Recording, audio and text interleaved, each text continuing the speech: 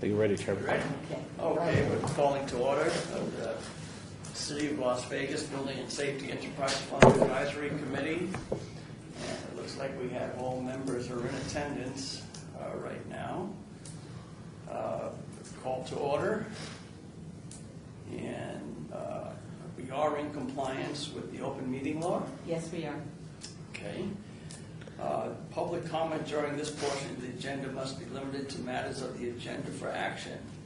If you must be heard, give your name and for the record, the amount of discussion as well as the amount of time any single speaker is allowed may be limited. There's nobody in the audience here, so I don't see that happening. Mr. Chairman, if I might, before you go on to the next item under public comment, Chris Knight, Building and Safety Director. I apologize for our agenda. We will do a better job of agendizing. We got caught with a deadline we weren't aware of by the clerk's office and had to give them an agenda. So this is an older agenda. We're going to try to work the stuff in. But under the different items on the agenda, I will give you various reports. So it's going to be a little convoluted today, but we'll do a better job of agendizing our discussions in the future. All right, I'm sure we'll work our way through it. Item number 4, for possible action to approve the final minutes by reference of the regular meeting of hearing February 24, 2011. Does anybody care to make a motion for approval? Also move. That's the first. Second. We got a second on that. All in favor, say aye. Aye. Opposed? Is none opposed? Item number 5, report for possible action regarding building and safety fee implementation. As a part of the adoption of our fee schedule, and you all well remember the discussion, we proposed doing a graduated increase in fees. The conclusion that we came to with our consultant on the building and safety fees is that we needed a 50% increase to bring us up to a point where we were solvent. We did 25% 2 years ago, which actually only got implemented about a year ago. And we are scheduled this year to increase our fees automatically by 15%. In the ordinance, it says that unless the building and safety director goes before the council and gives a report that says that it's not needed. At this point, I've been asked by the city manager to not move forward with a fee increase. And I will give greater explanation of the impacts of that when we get into the item dealing with our budget, because it does dramatically impact our budget. What I will be doing in June is probably going forward to the council and deferring the 15% increase to a later date. When you see what our budget looks like and how we're going to utilize our operating reserve, the fees increases of 15 and 10% that are scheduled for this year and next year, it becomes a matter of timing on the implementation of those fees. So, and you will see that timing in the discussion under the budget item. But for this year, we are going to go forward and ask the council to hold judgment on increasing our fees. We are seeing some increases in business, and a fee increase right now would be harmful to the industry. So in order not to harm the industry, we're going to try and hold off on what we feel we still need for those fees, and you'll see why in a later item. But that's really where we're at. We are fully implemented with the 25%, have been for not quite a year yet. And I think it was in July. In June. In June we'll have a full year in June. So, but you will be able to see in our budget some of the impacts of the fee increases. So, okay, that's the report on the implementation of fees. Does anybody have any comments? Yes, I do. Chris, you indicated you were going to go before them and ask for Or are you gonna share with us later on what your anticipated deferral Timeframe is, timeline yes. Okay. That I can share with you in the budget, so you can see how our operating reserves impact that deferral. Okay, item number 6, report for possible action regarding the adoption of the 2009 suite of codes. As you can see, this is an old agenda. The 2009 codes have been fully adopted. However, it was the last time we met, we had not adopted the 2009 International Residential Code. If you'll remember, we were in discussions with the home builders on the issue of residential sprinklers. We worked out what I thought was a very good compromise with the home builders that said we will track the building permits valley-wide. That includes Henderson, North Las Vegas, Clark County, Las Vegas. And when those entities, cumulative in any calendar year, issue 10,000 building permits, the following July, we will begin to enforce residential sprinklers. Now, that is a calendar year, so it does reset. It's not when we get to 10,000. It's between January and December. If we issue 10,001, the following July, we start doing it. Even if it falls back to 6,000, we will still start implementing. So the first calendar year that we issue 10,000 permits valley-wide, we will then start requiring residential sprinklers. I think the intent of that is that the fire department feels very strongly that they have to have residential sprinklers. I think that the community couldn't argue with the fact that they make a home safer. The question is under the 2009 code and its adoption, the impact that has on the industry given our economic climate right now. So what we worked out was an economic trigger that the home builders felt that if we're at that level, we can move forward. So our 2009 suite of codes are fully adopted and running. We're utilizing them. I will tell you under this item that the 2012 suite of codes, the Southern Nevada building officials have begun the review process to look at the Southern Nevada amendments to those codes. All of the committees for the building officials have been asked to complete their work by the end of the calendar year this year. And then we will go into industry hearings first quarter of next year with adoption hopefully in the spring of 2013. So the 2009 codes, we just got adopted, but we're already into the next cycle. Okay? Okay. Chairman, Yes. how do we stand in terms of continuity with the other jurisdictions in relationship? Are we all on the same page, or do we have some amendments and Clark County have some separate amendments? No, in the 2009 suite of codes and historically in all suite of codes, every cycle of adoption, the Southern Nevada building officials put together a set of Southern Nevada amendments to those codes. We all adopt the same amendments. We all adopt the same codes.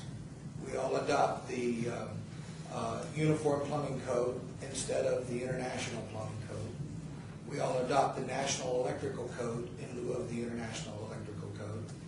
But we adopt the other suite of international codes, the Residential Code, the Building Code, Energy Conservation Code, Existing Building Code, etc. So all of the entities adopt the same suite of codes, adopt the same amendments. The only difference between the City of Las Vegas and the adoption of its suite of codes and others is we also adopt the 1997 Administrative Code, which is the last printed code that has administrative provisions for all of the codes, for plumbing, mechanical, electrical, building, everything in one document. Other entities use the administrative codes of those documents. We don't, because there are some small differences in the wording of those administrative sections of those codes. That could cause some heartburn on administering the code. Okay? So that answered Yeah, I think the punchline was that last issue. And that's what I was just trying to get at, because it's always been difficult in the past, trying to comply with this set of guidelines in this jurisdiction and doing the same identical project in another jurisdiction and having something crop up and bite you because they interpret it differently. And I know that there has been an industry-wide approach to trying to get everybody on the same page. I think that's very commendable. But obviously, we're just a little out of sync on that last issue. Well, and that, on the adoption of codes, and the 2009 codes are no different. Every year, every time the codes are adopted, there is authority given to the building official to interpret those codes. Every building official has the ability to interpret codes as they see fit. So when you have 5 individuals interpreting the same codes, the opportunity to get 5 different interpretations is there, and it's always going to be there. That's why you have building officials. And that's why you have different community values.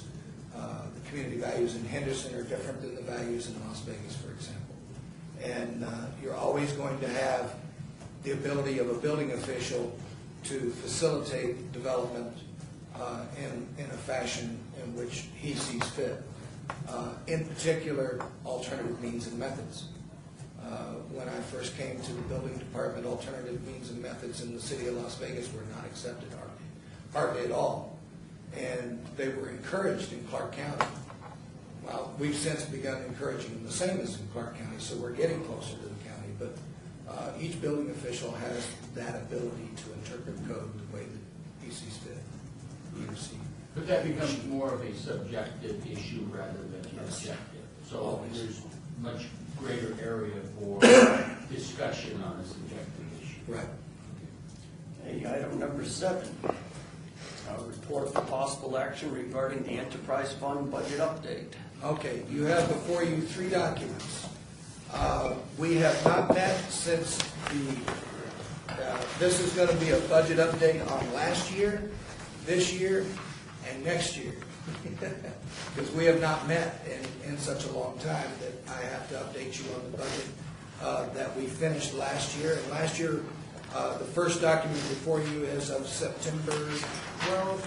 Are we backwards? Oh, yeah, September 12th. That would be the end of the fiscal year. I'm sorry, we're not backwards. If you look at the document that's as of September 12, 2011, that's when we, finance takes 10 days to close out a budget typically, so you'll get a date 10 days after the end of the month that tells you that the last month was included. So July of 2011 comes out in September. And if you'll look at the end, if you look at the first column on the left-hand side, we were projected to lose $1,054,911 in our adopted budget. That's the budget that we adopted. You have a monthly running total beginning July of 2010 through end of June of 2011 as to how we performed revenues versus expenses during that fiscal year. The year-to-date totals in the gray column on the right-hand side is the end of the year balances. We actually made $248,199 at the end of last fiscal year. Okay, so we finished in the black. Your revenues are up 1.2 million, expenditures were 100.1 million. Right. 1.3 million, swinging at $1,054,000 negative to a positive. There you go. Thank you, Mr. Finance. And your ending fund balance was 4.997. How do you bounce my checkbook? Fund balance was 4.997. Can I go back to that comment? You said the swing in the revenue was what, 1 point? Yeah, the original, as Chris indicated, is. That was the original- 1.2 million more than what we projected. And the expense was, The swing from a negative 1,054,000 to a positive 248 is about 1.3 million. right, Driven by 1.2 million in extra revenues. okay. and he had to run his expenditures as well by about a little over 100,000, so. Okay, That's where you get to the and that's the 1.3. comment that I wanted to that out, because it seems to me that the only salvation, you saved $100,000 on your budget, certainly commendable. Our salvation was the increase in revenue, Right. or we would have been sitting over. Exactly right. Yeah, okay, Exactly right. That was it. yeah. Okay, so this year's budget, the budget we are currently in, as of April 3rd, 2012, our budgeted projection, fiscal year 2012, was $197,695 loss. That was keeping our revenues flat and our expenses flat, again. So it wasn't, the $1 million more that we picked up last year was because of several large projects that we have no vision for this year coming back in. So we don't see that our revenues will be as high as they were last year. We don't see that they will be any lower than what we had projected for last year, however. We had some anomalies come through, such as City Hall, such as the hospital, Mountain View Hospital did some permitting on quite a bit of work. Tivoli Village was finishing off, so there were a number of things. Right now, Tivoli Village is in phase 2. Their permits are still active. They renewed those permits, but we're not going to get a lot of revenue from it. A number of projects have finished up, and we don't, outside of what Zappos might be doing at the new City Hall, and possibly the George may be coming in with some revised plans, we don't see anything on the horizon. So we left our revenues flat for this year at $6,563,000. As you can see, so that gave us a projection of losing money and utilizing our operating reserve. As you can see, our year-to-date totals as of the end of February, we are $136,171 in the hole. So we will be utilizing operating reserve to make that up. We are still projected to be $1,152,421 at loss at the end of this year. The question becomes, how in the world can you lose $1 million in 4 months? Unfortunately, I can tell you how to do that. We have a number of expenditures that will be coming forward to us. And I think I made notes on another sheet, and then I'm going to put it aside. Well, I can tell you the big issues for you. You do that. Obviously, your revenues, your forecasting goes to be about $500,000 less than your budget. But we have a big thing on the cost side, which I'll explain, because you're going to ask me to do it anyway. We allocate fringe benefits on the basis of time worked. So, much like you guys would do in your business, if we pay people not to work, vacation, sick, holiday, whatever, that's fringe benefit. Can't charge that to the job if somebody's not working on the job. So we run as a job cost. So we take all the normal benefits, health, pension, workers' comp, those sorts of things, add to them paid absences, vacation, sick, holiday. Pool those, we allocate those over the time worked labor, productive time on the job, and then we get a fringe benefit rate, and that's how we allocate fringe benefits to labor. So that's the two big lines that we have are salaries and wages.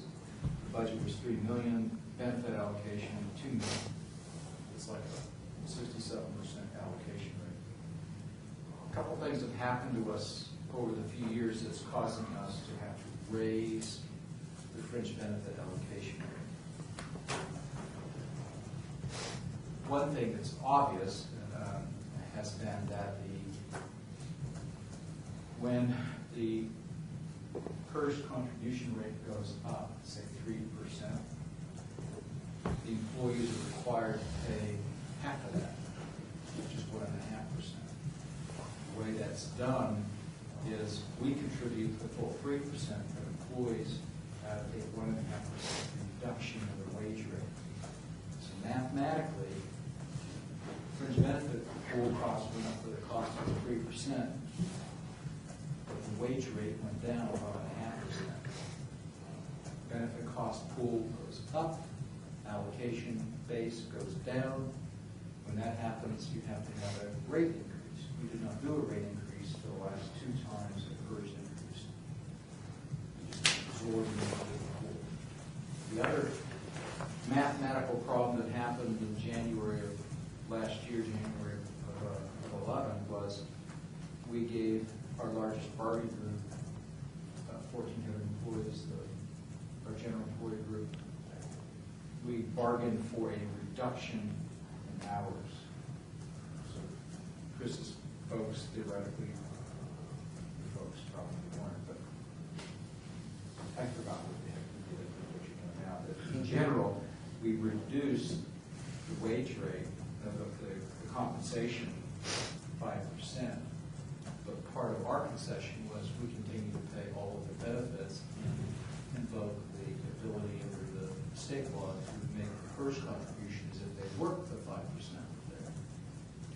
So benefit costs stayed here, the application base dropped. We should have had a rate increase then. We didn't do a rate increase.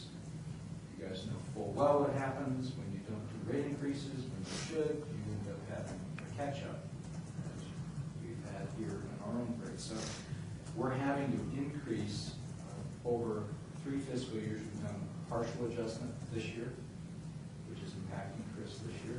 We'll see another partial adjustment in fiscal year 13 as well, potentially 14. So when you look at the fringe, the benefit allocation line, his budget was $1.9 million, and now it's going up to $2.3 million. That's a $400,000 increase in his fringe benefit cost. That's his biggest driver, and his labor cost is going up. Mark? So you look at that 500,000 in lost revenues, 400,000 in increase in benefit costs. That's your $900,000 roughly. That's how you're going $200,000 loss to $1,100,000 loss roughly. On the first item that you mentioned, the fringe benefit allocation, you talked about you pay the regular staff time, and then when someone is sick or on vacation, you charge. There isn't. Explain how there isn't an opportunity for charge. If they're budgeted at full time, then why do you have to pay for, unless you bring somebody in to cover their shift when they're on sick or vacation, why are you incurring additional fringe benefit costs? The money's for, It goes down to that we only charge. We're a job cost shop. So I could take Chris's folks and I could have them go work on a general fund project. They're going to charge their time to a general fund project, not to the enterprise fund. Conversely, there might be crossover the other way. We have somebody who's normally working on the general fund work, and we may use them to do an inspection or something, in which case that we want their time charged here. Employees' time, they're going to have an hourly rate. We're going to take their annual salary divided by 28 hours and say this is your hourly rate. But they don't, the full 2,080 hours, they're not paid to work. They're paid not to be there. The average absenteeism rate for sick, holidays, and vacations, 15%, 16% of the year. So think of the salary. 85% is being charged for time work. The other 15% stuck over here in the fringe benefit pool with pension and health and taxes and workers' comp. That gets allocated over the 85% of the time where you're actually working on a job. Because the fringe benefits has to follow what you're working on. We don't charge somebody's full salary into this pool. I mean, imagine if we had somebody in the enterprise fund that did work outside the enterprise fund, you'd want the portion of the fringe benefits related to them to travel with that hourly rate. And so that's, everybody in the private sector has a fringe benefit rate that they allocate onto their direct labor costs. That's how you do it, along with your G&A and operating rates and all that. So we do very similar. So the pool for the fringe benefits, the sick leave and the vacation, will continue to exist. And the cost for those leaves will be paid out of that pool. But the allocation and the contribution into that pool is being allocated back into my budget, into the enterprise fund budget. And that rate was not being included in that enterprise fund budget. And in order to catch up with the contribution we should be making into that pool with the cost of our employees, we've been hit with an increase in allocation on benefits. Does that make sense? This is a citywide problem, so we have roughly, depending how it folds out, but we'll have roughly about $16 million in imbalance for the revenue that comes into the fringe benefit pool from rates to the labor, and what we actually spend per pension and vacation. And the spend on pension, the spend on the paid absences, by the way, is we accrue, as people earn time, we accrue it. And so the payment of the leave is against the liability, but as they earn it, we're recording a cost in the pool for what they're earning in vacation and sick leave. And the difference between a general fund department and an enterprise fund department is that those costs for the enterprise fund department in a general fund are covered by the general fund. Okay? Those costs in an enterprise fund are covered by how many permits we issue. So basically, in order for us to cover that increase, we'll have to issue $1 million more in permit fees. So Is this county treatment rate? No, the rate is, as I said, the rate hasn't been adjusted. No, the treatment of the is. No, we've been doing this since, we've been doing the fringe benefit allocation probably since 2005, somewhere around 2005. it's the rate increase that's new. Yeah. No. This from my experience in governmental accounting, we didn't do this, and so this is this process. Most cities ignore fringe benefits. They ignore the fringe benefits either altogether, or B, they lie about the fringe benefits and they only pay the extras on top of a full salary. But you got. I understand that, but you don't have. I understand that. So we take How much of it is actual cash versus an accrual accounting? The majority of it's actual cash. I mean, I can show you where the reserves. So there's no reserve. Where are the reserves being In the built? internal service fund. And Our policy is it- in our is- stated policy. Is there a section that is sequestered or allocated to the building department? So no.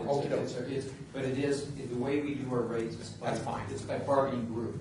So we have a higher rate for police and fire. We have a general rate, and then we have a part-time rate, it's really some fringe benefits for part-time. So we basically have three rates. So we do it by bargaining group or general group as opposed to by department. If that makes sense. And in Chris's case, it's the general employee group. So he doesn't have public safety groups. Thank God. Police and fire, certified police fire guys. Right. He's public safety, but it's different. Yes. We don't give him guns and badges. Don't give him Thank badges. God. I got a bad. Thank God. No bullets. We give him guns and a bullet. Marty, right. It's a war. Does that help? It's not a new treatment. We've been doing it. We've always done it, but in 2006, we changed the mechanics of how we used to do it employee by employee by employee. Every employee had a fringe rate. It was an accounting nightmare. So we went to a pool concept, and we have one pool for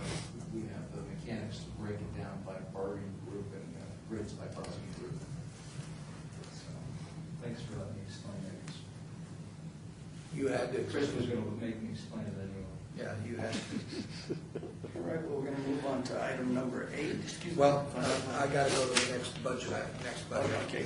Shoot. Before you jump to the page, let me ask one question. You indicated on the big projects, one of them listed was the city hall here. So did they pay their portion in their cash or? Yeah, make sure You you. bet they did. So did the Mob Museum, so did the Smith Performing Arts Center. All of them have. Yes. But I mean, the Smith Performing Arts Center wasn't really a city project, was it? I thought it was a community project. The city You guys were- owns, city owns that, we have an operating contract with Smith Center. It was a public work that we manage as a public work. Okay. Our Yes. construction, Who's the owner of it? city of Las Vegas, You guys own it? you betcha. We get no credit for that. Yeah, because you don't, I just did a deal there last night. Yeah, we don't get credit for that. There's occasions the contributions from rentals flowed from the Smith Center to us as a contribution towards our capital budget. Eventually, when all things are satisfied, we'll probably deed it over to them. So the things that have hit our budget is the benefit discussion. We have bought new tablets for our inspectors. We typically pay a cost recovery for those tablets, but because the previous director did not want to use electronics in the field, we were late getting into the ballgame. In order to induce me to get into the ballgame, the IT director let me have the tablets for free and gave me a year to, without paying the capital replacement costs on. For about a year and a half, I did pay the capital replacement costs, but that only totaled up about $17,000. So I paid the $17,000 in capital replacement costs. However, because of the use of that internal service fund for general fund purposes, to balance the general fund, that 17 grand wasn't there, and my total cost anyway was $80,000 to replace those computers. It was about $75,091, but I've still got some more equipment that I have to buy, stands in there. So it's about 80 grand that I'm going to end up spending. That really, I hadn't done the total amount of replacement costs anyway, so the 17,000 would have been like spitting in the ocean at that price level. So there was that, and those in our G&A that we pay for government administration, it goes to pay Mark's salary. He's the one I like to use the most in front of the enterprise fund, and Scott's salary, Brian's salary, and the clerk's salary. And the council's salary, and human resources, and all the internal service, IT folks that we get has been increased from 10% to 21%. So that is, and we're getting charged that 21% right now. Yep. That's what we got charged from, 21%. of the salaries. 21% of It's the 10% of the salaries and benefits right now, and it went to 21% of the salaries. That's where we're getting hit with. Wow, that's interesting. So And that's uniform throughout all Yes. departments? that's uniform. They don't charge government administration to the general fund departments because it's the general fund that pays for their salaries, general fund that pays, it's a But they're moot included point. in the base contributing. It's a moot point. But all enterprise Enterprise funds funds are are charged that, yes. And what? Parking. Okay. from what, 11% to 21%? 10 to 21. Of the total of salaries and benefits, it used to be 10% of salary and benefits, and it's going to 21% of just the salaries. So the 21 does not include benefits anymore. Right. And we said that was 67%. No, it never did include benefits. Benefits was always a separate rate. This is just the cost of general and administrative expenses. Okay, so for this fiscal year, we are still projected to lose a loss as of March 2012, $1,152,421. We have an operating reserve currently of $3,844,909. So we will utilize that operating reserve to cover that $1.1 million. Okay? Then next year's budget that has not yet been approved, and that's one of the purposes of the Enterprise Fund Committee, is to make recommendations to the city council, and that's the reason we scheduled this meeting at this time, so I can report to you what we have proposed in the budget, and Mr. Vincent can explain where we're at with our budget approval process. If you look on the last sheet, you will see budget fiscal year 13 on the left-hand side of the page. Right next to it is the 2012 budget. You will see that our revenues remain the same. Our labor costs go up about $400,000. That's going to be the benefit allocation. You'll see that on the yellow line at the bottom of where our salaries and wages go up $150,000, and there's an explanation for that. I am going to recall 2 positions that increase our salaries and wages. 2 inspectors, and I will cover this in the accomplishments section of the agenda on our performance. We have issues with holdovers. In order to address the issues with holdovers, we will be recalling 2 built combination inspectors. We also have an over-the-counter process that we've utilized a supervisor's time to do our over-the-counter plan check process. We are calling back a plan checker to do that.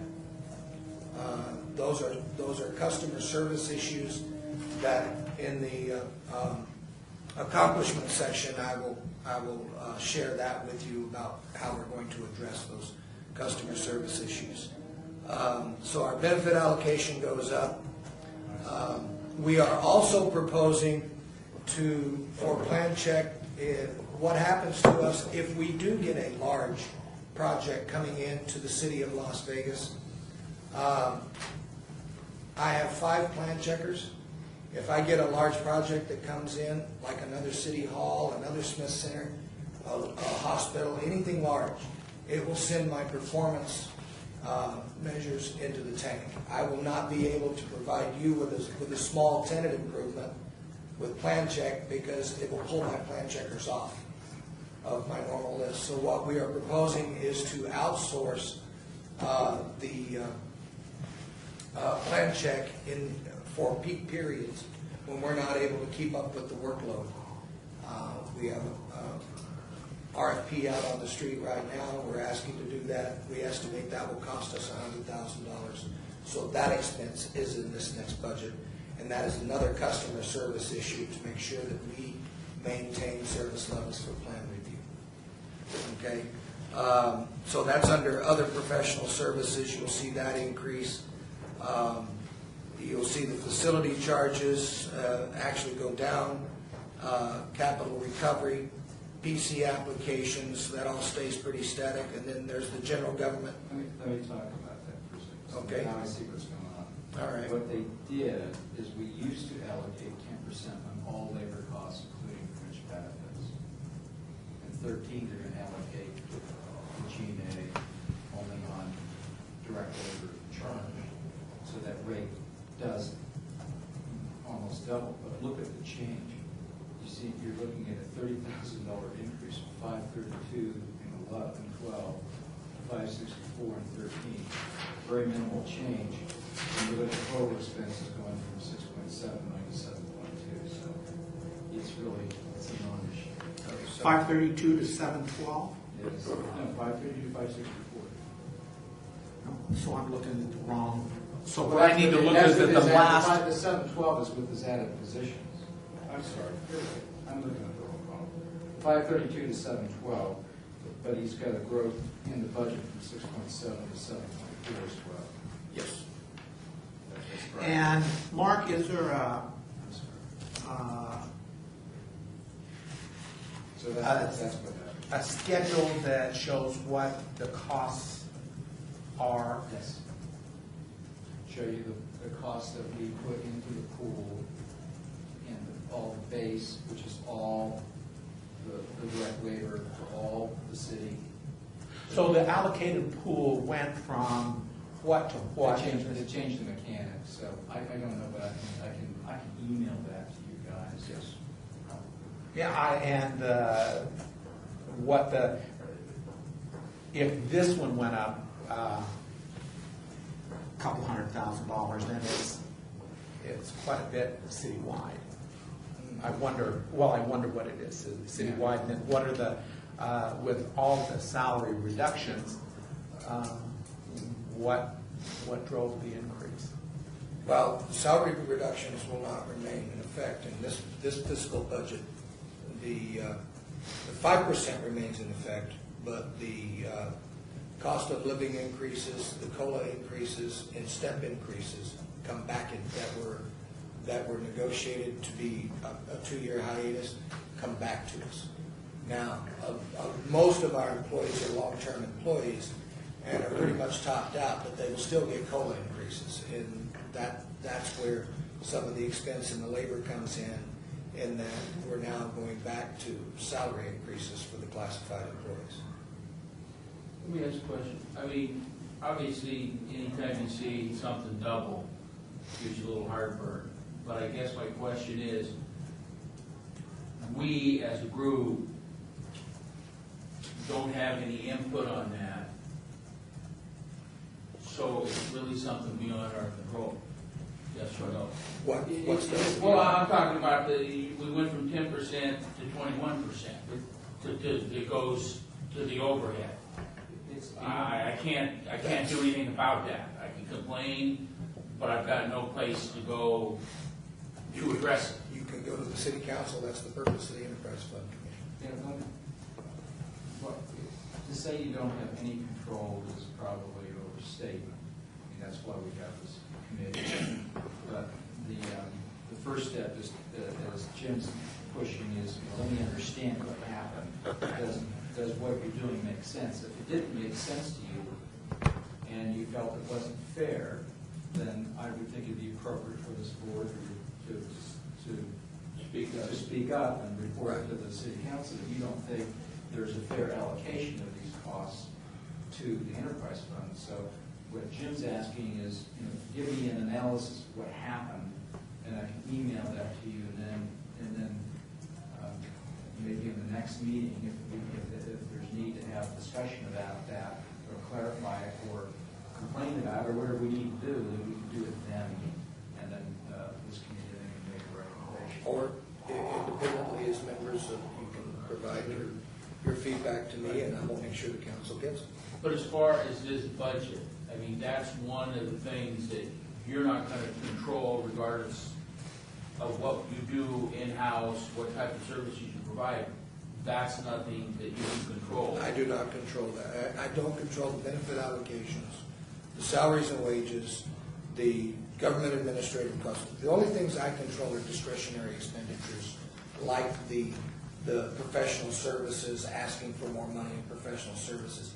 I control that. The number of employees that I have, I sort of control that. I have to go and convince Mark and others that I need those employees and show performance measures and show the allocation of money and how that's going to be funded, and it's going to be funded through our operating reserves.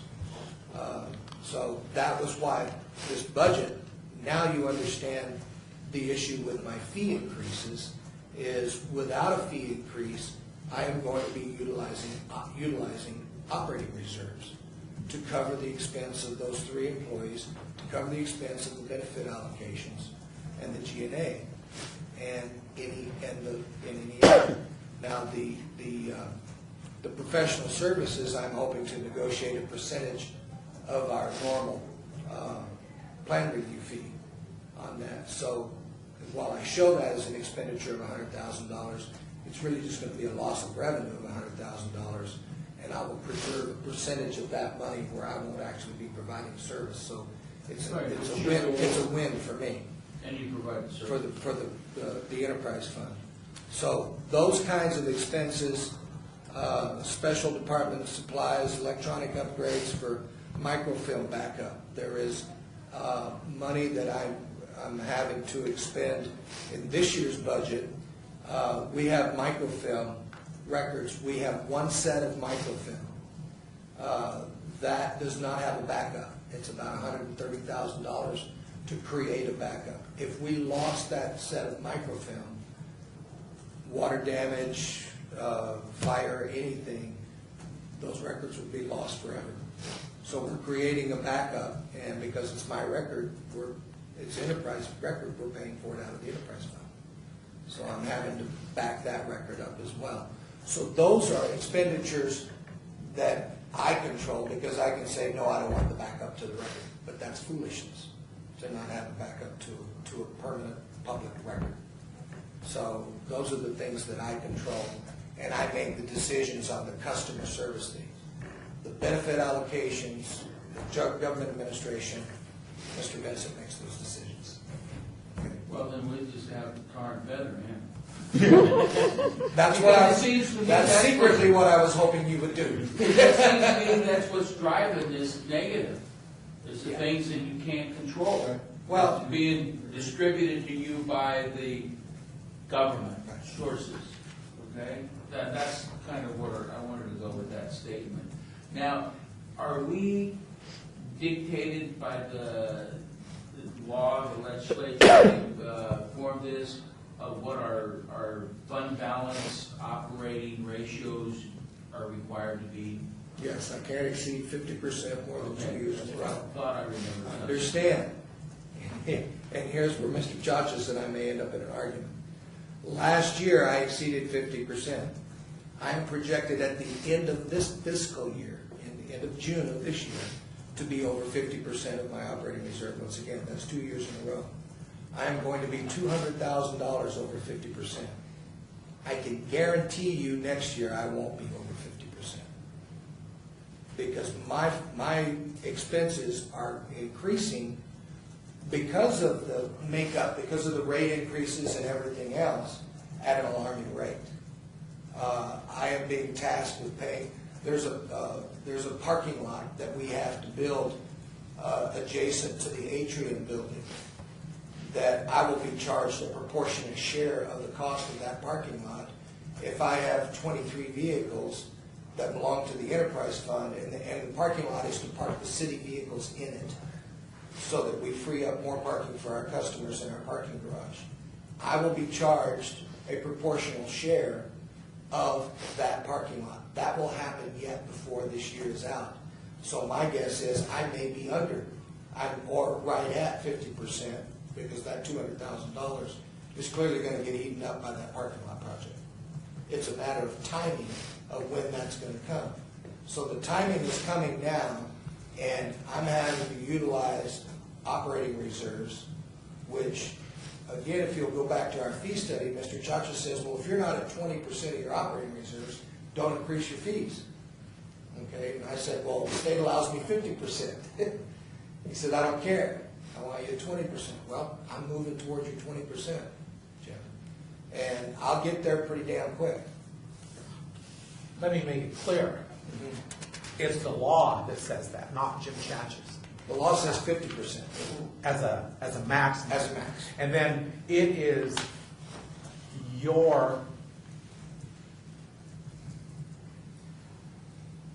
you operate the fund. Right. And Kind of. And the city operates the fund. Yes. The city attorney's office offers an opinion or direction as to the legality of what we're putting forward. Right. And we're talking, we're advising about those issues. So I don't know that you can. I don't mind taking the rap for capping excessive reserves. If that's what you want to say, it's my No, fault. that's not what I'm saying. Then I don't have a problem with that. But I think that it's the spirit of the law that we're interested in. And let me ask a couple other questions. I don't mean to intrude on this other gentleman's time. No, listen, I just wanted to get those kind of points out there. On the other professional services, it was 20,000. You're anticipating 210. And did you touch on that a minute ago that I didn't understand what your explanation was? That's the outsourcing of the plan check review. And you're saying that you won't be doing, you don't anticipate you'll do that, or you will? I will. Okay. We So will you have. anticipate that you're going to spend that 210? I'm anticipating that the expenditure, the 210 will come different, it'll be in the loss of revenue, because I'm wanting to negotiate an agreement with a firm that they get a percentage of our plan check fee for what plan checks we assign to them. Does that make sense? Yeah. Okay. And this operating transfers out $150,000 negative, so I'm assuming that's really a revenue. What is that? The Very- 50,000. Very last line. Oh, 50,000? The 3%. That is we show that on there. One of the things, and Mark can explain this, is that as a director, I am being required to come in at 3% under my budget. That $50,150 would be that 3%. So we're showing that as an expenditure off the top, that we're taking $50,000 out of our budget for the 3% underrun that we will be required to have. You have to remember, this is a proposed budget, and Mark can explain, because we had a discussion yesterday at a director's meeting, that the budgets that will be approved will be at 97% of what we've asked for. So that $50,000 will disappear off of that sheet, but we will be $50,000 smaller in the budget that we get approved by the city council. Even for enterprise funds? Well, specifically, let me explain it. Specifically to this enterprise fund, what I told Chris and I told Scott Adams, his boss, is that we've done it across the board, but obviously enterprise funds are driven by their operating revenues. And so to the extent that he has demand and he has revenues and he needs to staff up, we're not going to hold him to the 97%. He doesn't, his 97% under him doesn't benefit the shortfalls in the general fund. So, so we kind of, it was a discussion we did at the moment we were doing the budget workshop, and it may be refined as we move forward. I have the same issues with the RDA and the other enterprise funds. Obviously, this enterprise fund runs a lot leaner to the edge than, say, the sanitation enterprise fund or the parking enterprise fund, so it's a bigger issue for this. But I don't see that being it's a mathematical issue at the moment. I don't see that being an issue for him down the road. But the principle was, Taking out terms of it. they apply the principle equitably across the board. So we showed that on here. Yeah. And to piggyback on his earlier question, he said at one time he was going to ask how long you were going to defer this rate increase. Yes. by. Well, Is this the time you're going to talk about that, or? yes, this is the time in the budget that I will talk about that, because as you can see, by the end of fiscal year 2013, what we are projected to be at is another $906,906 loss. So it is actually, so with the 1.2 million and another, if I just rounded it $1 million, I have $2 million. I'm going to expend approximately $2 million of that $4 million operating reserve. That would give me another year to do the same thing again at the same level of expenses, and I'm not looking at any major increases in 2014, except the benefit rate will still, I don't know if there'll be another increase on the benefit rate in 2014, Mark? We're planning on one, but we'll Okay. have to wait. So there would be another increase on the benefit rate in 2014, but I'm not anticipating adding staff, doing more outsourcing or anything like that. This is the year that I'm trying to resolve my service issues. So I've got the end of this fiscal year, which runs me to June, the end of next fiscal year, which runs me to July, and then possibly one more year, which would run me to July of 2014. And then I have to look at raising fees, because I will have utilized my operating reserve. Okay? How does that play with what was adopted? Is that allowed? Yes. I mean. In the ordinance? Yeah. No, the ordinance says it automatically increases in 2012 and in 2013. It specifies for 2 years. That's what I will be going to council in June and saying, I would like to defer those. And if Well, that's an 13 amendment will to be- the ordinance, we will amend the ordinance. But that's what I'm going to be asking council approval for, is to defer those, because we've made a strategic decision to utilize operating reserve. And I did that at the request of the city manager. She said, please don't raise your fees this year. And I can't afford to lose the opportunity in the future, if the economy doesn't come back, to not be able to increase my fees, because my rainy day fund is going to be dry. That's what I'm worried about. That's my timing. Does that make sense to you? Okay, so that's the report on the budget, unless you got other questions. It was a lot of fun, wasn't it? The upshot of all that's my fault. Okay, we'll go to the next item, item number 8, report for possible action regarding accomplishments of the Building and Safety Department. Okay, that gets into this document, that's the colored document, which is our performance plus measures, our accomplishments for this year, and the other document, the large gray document, that shows how we're performing on our inspections, total number of inspections, the holdover rate. If you look at this large document first, and just look at June of 2011. Where's 2000? Oh, this is last year's. 2012 is on the back. This is how we performed July of 2010 through June of 2011. The cumulative on it, you'll see we did 59,000 inspections. Our accomplishments, we had total number of monthly holdovers. Looks like we didn't have, we averaged these out. Holdover inspections, a daily average of 15. Number of inspections a day, 19.6. Total plans reviewed. Our review times, average review time was 6.6 days cumulative. So that's how we performed last year. Our valuations, you can see the construction valuation total, $383,700,262. Building revenue, $7,303,000. That should match what we had in our budget. So these are our accomplishments of how we performed in the past fiscal year. The next page is how we're doing this fiscal year.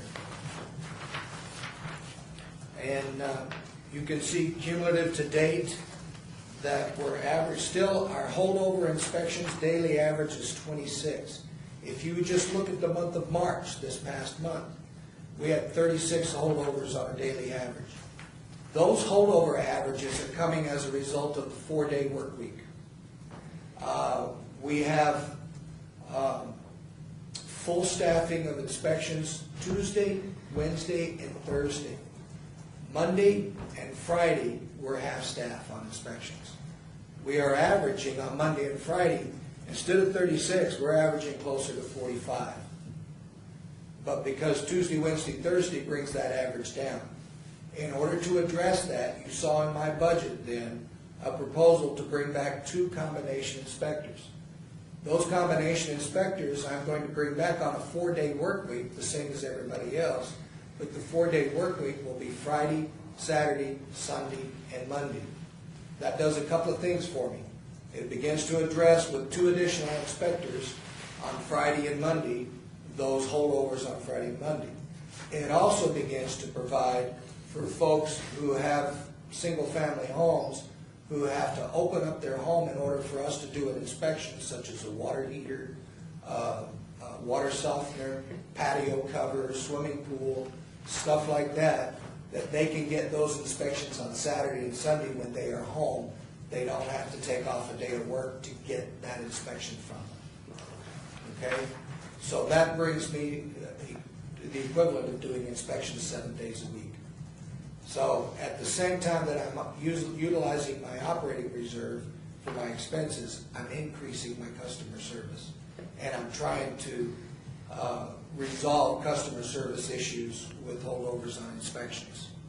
And you can see that the facts cover that. If you'll take a look at the cumulative right now, we're still at 19.5 on the number of inspections per inspector. But even in March, we went up to 25.2 on the average. So we're trying our best to keep up, but the demand is getting there. We increased, if you look at the number of inspections, total number of inspections for February was 4,088. It jumped to 5,196. It jumped by 1,000 in 1 month. That is because of the demand on us from the home building industry.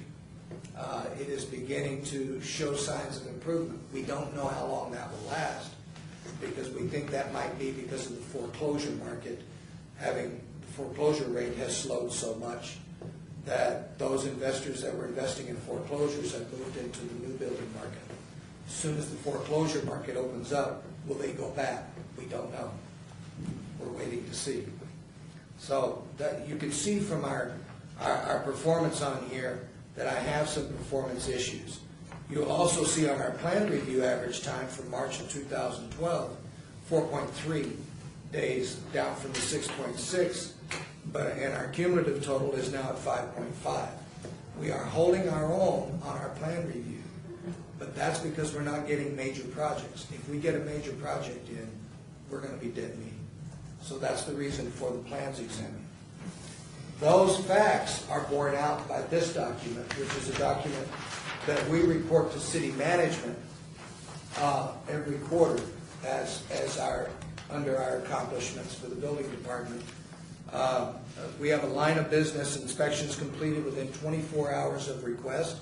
Again, if you're red, that means we need improvement. If we're yellow, that means caution. If you're green, that means you're meeting the performance goals. You will see our annual target rate on inspections completed within 24 hours of 97%. You'll see that in the past 3 quarters, we've been in the high 80s. Our year-to-date average is 88%. Hopefully, those 2 additional inspectors will resolve that performance issue. Inspections available online to the customer within 1 hour of inspection. A lot of that has been an issue of connectivity for us with our mobile highway units. The new units that we bought, that was the $80,000 that I told you about, should resolve that issue, and our performance should be better on that. Commercial sewer accounts inspected quarterly. We have now commercial sewer billing and building and safety, and we are working on getting that better. We've had some staffing issues on that we need to get resolved. Code violations, we now have code enforcement. Those are all general funded positions and don't really matter to the enterprise fund, so I won't talk about those in order to stay within the agenda that we have. On the second sheet, residential plans check, initial review, completed by building and safety staff with an average of 8 business days. You will see our annual target is 90%, and Q3 we were 99. Year to date, we are 91. The 79% was a big project that came in. It hit us, dropped us down, and then we haven't had a big project since then. I can't remember what project it was, but that was a large-scale project that came in and hit us, dropped us from 99 to 79, 97 to 79, whatever it is. That's the reason for the plan checker. That's the reason for the outsourcing. So it's a preventative measure that we're taking proactively to not have that happen. Same thing with commercial. Wait time to see a technician. Actually, for the month of March, our technicians actually met our wait time target of 90%. That has been a staffing issue with us. We brought back a permit tech, and for the first time, we actually saw the results of that permit tech being back, where in 1 month, we actually hit our target. So we're getting better on that. That was a resolution that we did before, since we had met last. So that's that. And then the last sheet is customer transactions to be completed in 10 minutes or less, and wait times 20 minutes or less. We do have some staffing issues that are going to affect our accomplishments on this, in that we've had a retiree, we've had a part-time employee that was in our cashiering area get another job, and we're having to fill those positions, and right now it's impacting our ability to provide service in a negative way. We did get one person back, so we're back to 2 cashiers, but we need that other part-time person to get filled. So, and there is another OS2 that's in our records area that we need to fill. We are currently filling that with a substitute employee, and there's a cost savings because substitutes we don't pay them as much. So there will be some cost savings in that, but we need to fill that position as well in order to keep our records performance right. But just wanted to give you an idea so you can see how our performance ties into our budget and what I'm trying to do to provide, to keep our accomplishments good and to keep our customers satisfied, but it doesn't come without a cost to them. Any questions about that? Yes. How many employees do you have now? There are 44 employees under the enterprise fund, 88 total in the department. Are they, do you have a sense of happiness in the department? Are they usually stressed? Yeah. Are they feeling stressed? Are they? Yes. They feel stressed. I think that they're not as stressed as they were when we were going through the 3 reductions in force. They feel, because we've shared all this information with them. They have never gotten the budgets handed to them before. They get them handed to them now. It's very transparent, especially the enterprise folks, because I believe that they're as vested as we are, as I am in this, because it's their livelihood just like it's mine.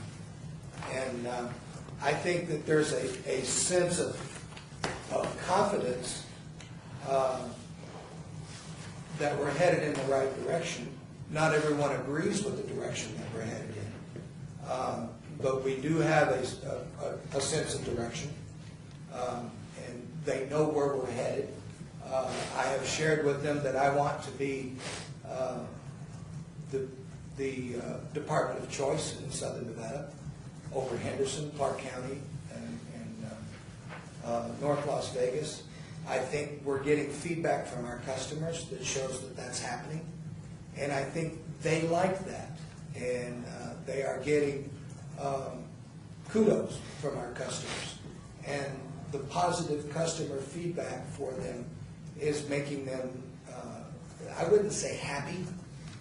Nobody's happy in this economic time, but I think it gives them they're getting a greater sense of job satisfaction out of what they're doing, and they understand where they're going, and they're listened to, and we try to take what they have to say into effect. So And that's really the reason I asked the question, because I really think that you have turned a corner. Mm-hmm. And I think that the management here really needs to be congratulated, as well as the staff, because the green is their responsibility. We give them the tools, and we say you get X number of whatever to get the job done, and the closer we get to all green, if you watch Squawk in the morning, it's a good day when everything shows up green. I think that you and the department, the employees, are to be patted on the back and congratulated for that. I think part of our role is to facilitate the right tools and to protect that fund balance from the Donald Trumps of the world that want to come and take our money. But congratulations, or a pat on the back to you and the staff for, I think, a job well done. I think that the kudos that you're hearing, I think, are real, because I hear them, and I'm part of the group that's spreading those kudos, so. Good. I appreciate your feedback. We are trying very hard, and the credit goes to the staff. They're the ones that have bought into this customer service idea. They're the ones that have bought into, it's been 4 years now, and I've said the same thing over and over and over again. And they're buying into it. We don't dominate, we don't intimidate, we don't regulate. We facilitate the code compliant development of this community. And there are a number of employees that are taking that facilitation to heart. I had one, just a short example, one permit tech was working with a designer. It was a contractor, it was contractor drawn plans, and he didn't meet the code, and it was a minor amendment, and the permit tech said, here's a scale, and here's a pencil, go over to that table, sit down, draw it on your plan, come back over, and I'm going to issue you a permit. 5 years ago, that would have never happened. He would have been, the door. he would have been told, you go back, you redraw the plan, and you come back in. So they're taking that facilitation, using professional judgment, the idea that they are the agents of the building official, and they don't need the building official to do their thinking for them, that the agent of the building official, they're buying into that. Now, does that mean we're going to have mistakes down the road? Sure, and we'll live with those. But the idea that we're facilitating people and we're helping people get their permits out. I just had someone at the AGC, I won't name him, complain about he couldn't get permits out of my department. I came back and we pulled all the permits that individual had. Every one of them was issued.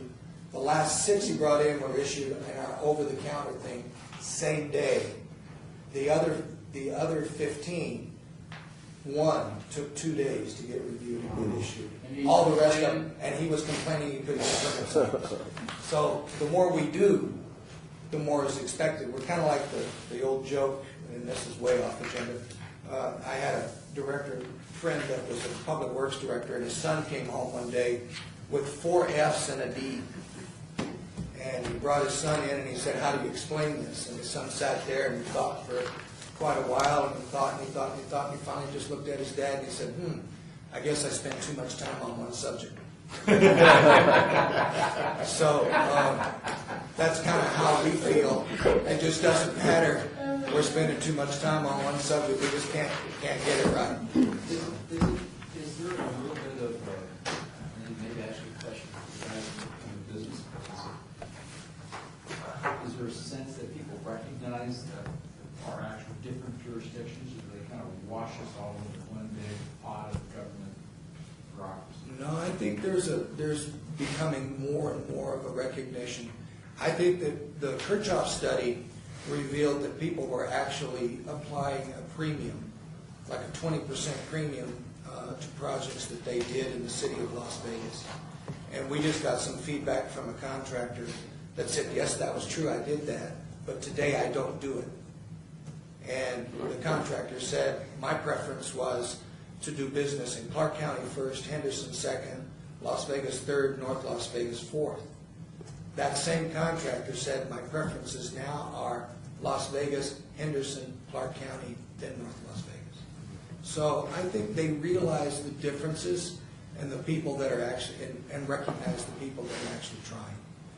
And, we've explained to our folks, it is a competition. They have a choice. Greg Blackburn at the AGC was talking about, he's 4 weeks on his quick express plan review. He is 8 to 10 weeks on his normal plan review. And they were saying, well, we need to get you more staff. And I said, either that or bring all your projects to Las Vegas, because we'll get it done. It is a competition.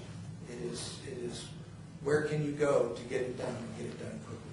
And I would assume Mr. And I can assure you that word is out on the street.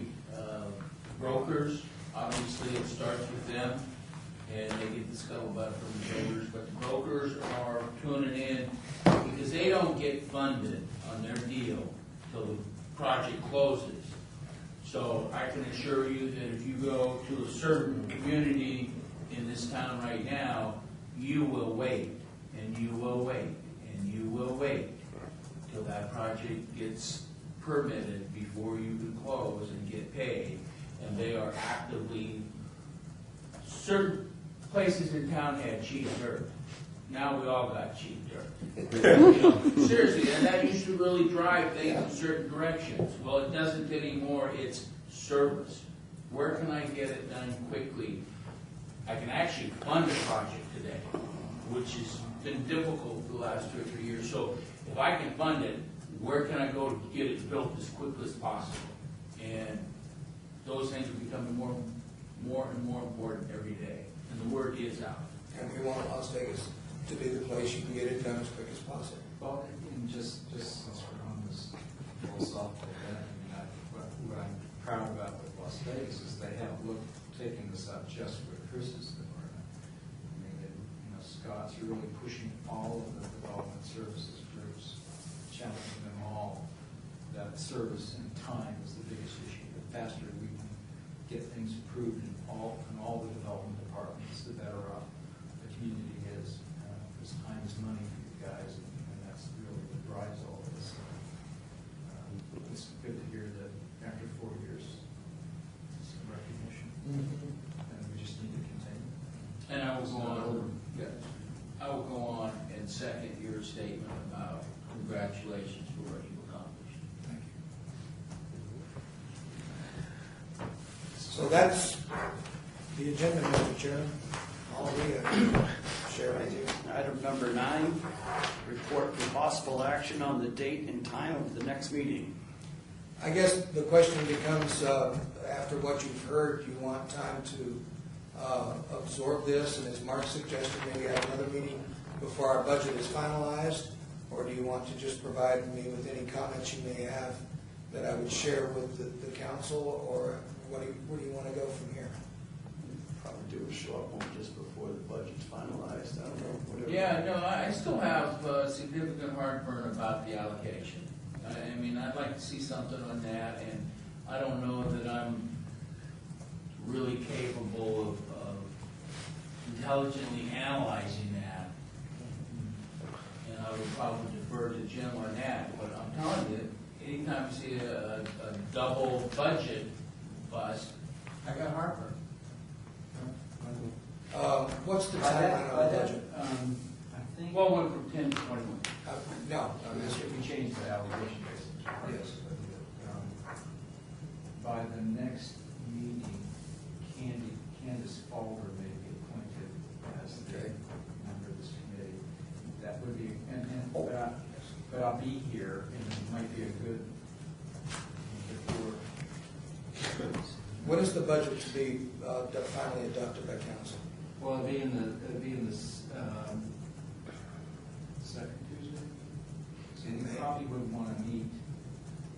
You probably want to meet again either late this month or early the first week. We'll ask the clerks if we can schedule another meeting yet this month. With this month, there are several board meetings, and we're also dealing with the time constraint with getting the agenda items and the backup. We prefer to get it within 6 days prior to a meeting, so we would have to check the calendar. If you like, Chris, I can give you a call this Would you afternoon. please? I sure can. And we'll do it at the earliest convenience before the council finalizes the budget. And that was in May, was it, Mark? Second Tuesday in May. That it's Let finalized? me actually give you the right thing. Okay. My brain is it's the second Tuesday in May, but, I mean, that's the second Tuesday in May, maybe the third, I'm pretty sure it's the second.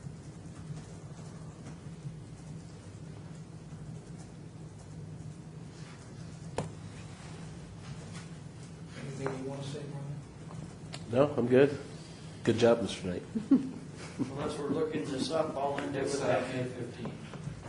Thank you. All right, so before May 15th, as soon as possible. Well, I think that really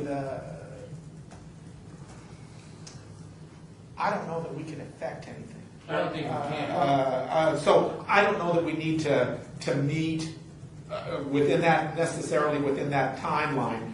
I think that it's good for us to get a handle on the questions that we ask. I think that a response is appropriate, but meaningfully, this budget's going to be put to bed. And we're not breaking the budget. We're not happy about some of the allocations that are coming our way. The staffing is appropriate. The service levels are, I'm hearing from the guys that are here every day, that they seem to be within the norms. And so I don't know that we need to Have another meeting? prior to the budget. I think that this continuing dialogue is very helpful, and from my perspective, I think that if we're not comfortable with the allocations and stuff like this, that we can express that in how we feel about future increases. So that obviously there is an opportunity for dialogue about the implementation, about those increases, because already it's been postponed for 2 years. And that is very good. That is very important. And we still are above the legal maximum on the fund balance. With a wink and a nod amongst ourselves, we're evidently saying that the city attorney says it's okay to do so, and city management is telling us that that's okay to do so. We're not here to stir the pot. We're here to just make sure that the job gets done. So with that, I don't know that we necessarily need to meet right away. Okay, with that, then I'll just follow yours and say, I'll make a motion to approve this with the caveat that we feel that the allocations need additional clarification, but regardless whether they're clarified to our acceptance, we'll accept the budget as written. Yeah, and just for the record, maybe, It's not a motion. What's that? It's not a motion. They're not voting on this proposed budget, are they? No. Oh, okay, there's no motion to part. Just Yeah, some direction. Okay. our support. At the next meeting, we would want to have a presentation for finance on those two issues, the change in the general government allocation rate, and as well as the fringe benefit rate. Those are big drivers. Always sounds like you're And the saying makeup French. of what's in the pot, like how much the year before by line item, and the budget for the following year. So that might be most appropriate to do after the budget's adopted and finance has a better handle on it. So we'll look at sometime in July or August Yeah, to that's have fine. another meeting, to continue that discussion. But I just think it's Does that work, remiss, I just think it's remiss to not address that. I mean, we're the responsible party Absolutely. supposedly. Absolutely. And to say, yeah, we can't control it, so we won't even question it. No. Would not be a proper position. Well, the other I opportunity think you it's- have I do is, think it's appropriate for you to question why and understand, and if you feel it's inappropriate or not fair, I think it's appropriate for this board to say so. So I think, whether you can, change the outcome or not is another issue, but I think that is your role, and I think if you don't, I agree with you, I think if you don't say, yeah, well, I don't understand this, you need to explain it to me, and if I don't think it's right or fair, I'm going to speak up. I think that's what you're here for. and through this board is proper. The other avenue that you have is to go back to the Associated General Contractors and the Southern Nevada Home Builders and have them comment on it as well, because you're here as representatives of those agencies. Right, but see, the issue really is, they're the public, Mhm. the NAOPs, the AGCs, the ABCs, the mechanical, they're not going to see an impact because you're eating up the deficiency with the reserve fund. So you're not going to get any pushback, Right. because there's no I get effect the of it. pushback when I go for the fee increases. Exactly. After the operating reserve is It's gone. on. Next.